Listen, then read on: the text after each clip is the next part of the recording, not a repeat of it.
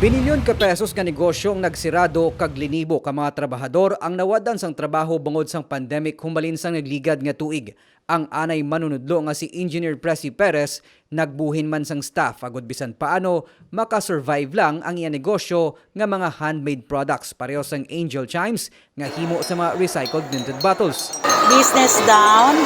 I cannot afford to pay the workers anymore. Therefore, stop production.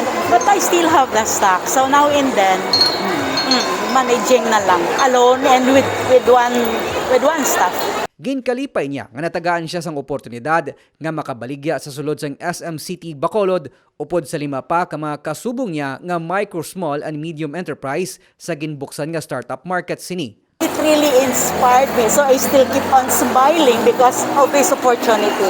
Then I consider myself lucky, blessed because of this opportunity, and very thankful to SM for this opportunity.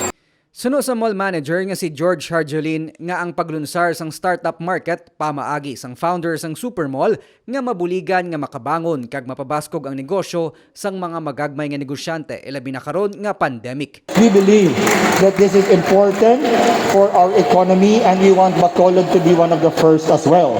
So after Mega Mall, it's Bacolod and there are 11 others that we'll be launching in the coming months. A testament to our commitment to the country and to you, our MSMEs. We are on the road to recovery and we will be with you every step of the way.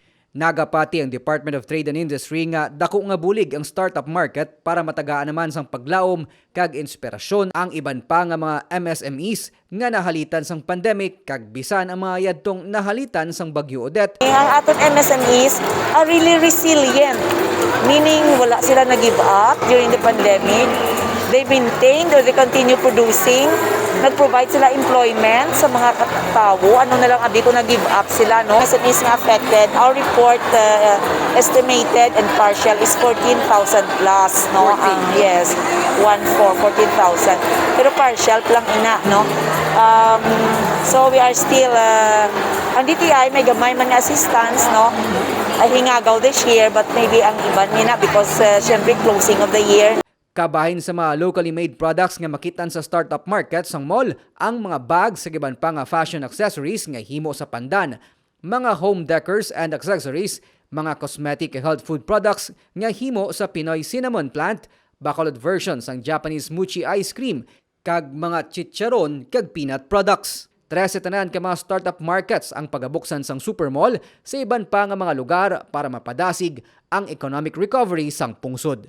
Nico Delfin para sa DigiCast Negros.